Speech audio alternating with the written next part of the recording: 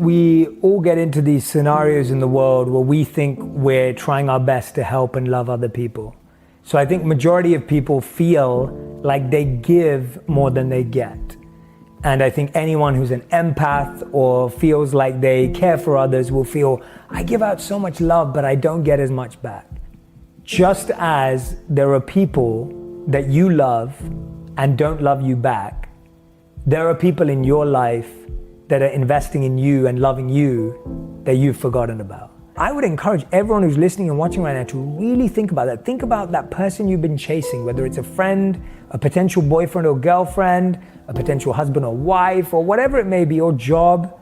And then ask yourself, has someone ever chased you in life? Or has someone ever pursued you in life? Or has someone ever tried to love you in life and you didn't even give them a time of day? The answer is true. I can agree with it. I can completely agree with that. There are people in my life who've done more for me than I could even begin to try and do. And that isn't just parents and family members. I'm talking about people professionally that I just can't repay. You will always get the love you give out, you will always get it back. Or whatever you give out, you will always get it back. You just won't get it back from the same people you give it to. That I may have caused hurt to people and they may not have hurt me back, but I've received hurt from people that I never hurt. And so it works both ways, both with hurt and love. And when you see it on both ends, and that's ultimately karma in a tiny nutshell, it's completely grounding in saying, yeah, let me take a real look at my life and where those blind spots are about who I'm not being grateful to, who I'm missing, who I'm not expressing thanks to. Everyone needs the feeling that they can just come up for some air. Life can often feel like someone's literally drowning you and you feel like you're drowning and floundering, especially if you're in an extreme case of anxiety or stress or depression. And I feel like you just need to feel like you can just come up for a tiny bit of air. So for that, I talk about the 3S model, which is your sights, sense, and sounds. We've got to learn to reactivate our senses. So I'll give an example of what I mean. As monks, our life was sight designed, sound designed, and scent designed.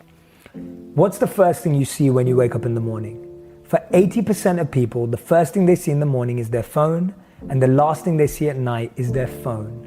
That is poor sight design, right? Imagine the last thing someone sees is not their partner or their spouse or the person they sleep with, they see their phone. And the first thing in the morning they look at is their phone. And guess what? It's not a good sight because you're looking at a message that you didn't design for your mind.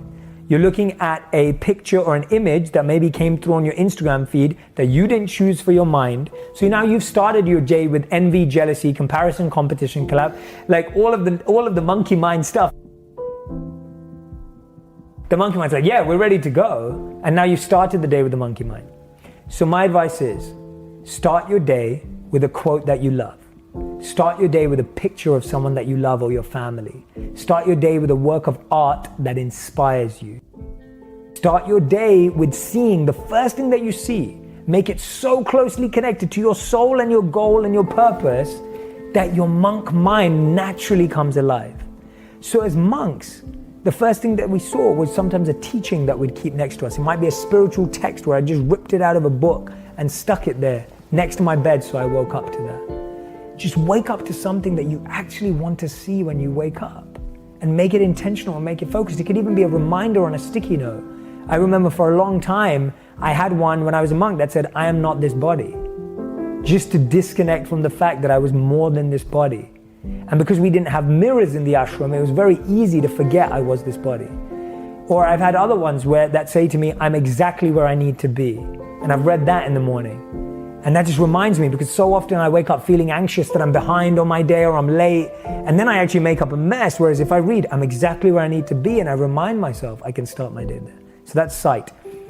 And that's simple, easy for anyone to do. You don't have to change your mind, you don't need to meditate, you don't have to do anything. The second one is, let's talk about scent design. If you think about it, whenever you go into a spa or a massage space or whatever they're called, or a resort, you can always feel relaxed from the moment you walk in just through the power of scent.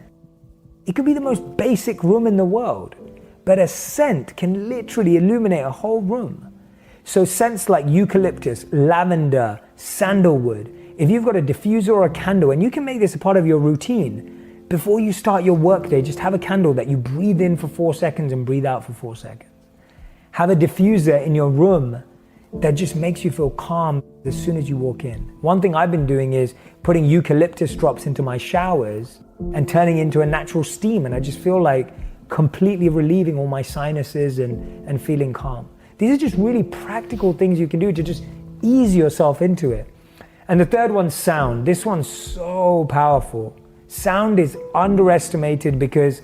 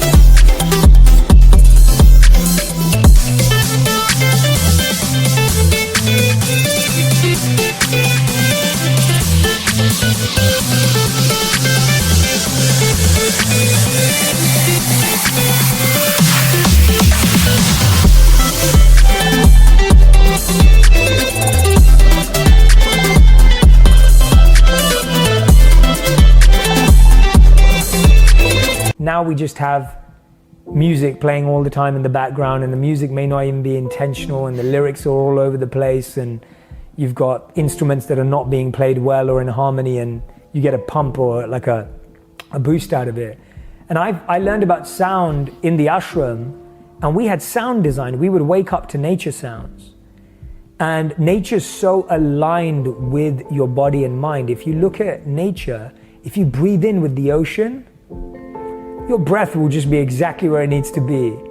If you allow yourself to just be present with the wind, you'll feel your body just slow right down and be calm. Nature just has this amazing way of teaching so many lessons.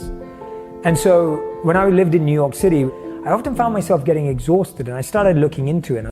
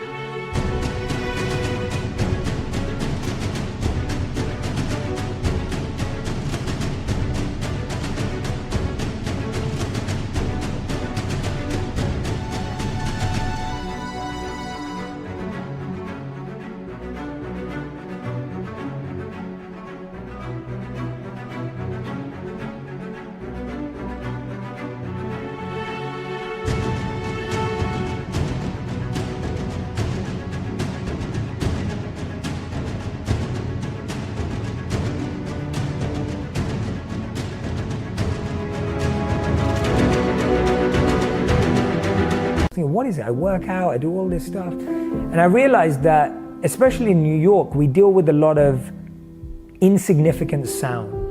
You know, something called cognitive load, where your brain is processing irrelevant, insignificant sound of trucks, horns, construction work, and drilling. And so when your ears are trying to make sense of insignificant sound, you're losing energy in an irrelevant way. And so sound design means every room in your home, have a song that plays or music that plays in that room that gives you the feeling you want it to have. Another easy way to do that is before you start work or while you're working, have a song or a playlist that really gets you into the mode that you want to be in when you're doing that. Sound is a beautiful accomplice to any activity you want. So those are 3 simple ways that anyone starting today can bring the ashram to their home by sight, scent, and sound design, because that's how our lives were designed.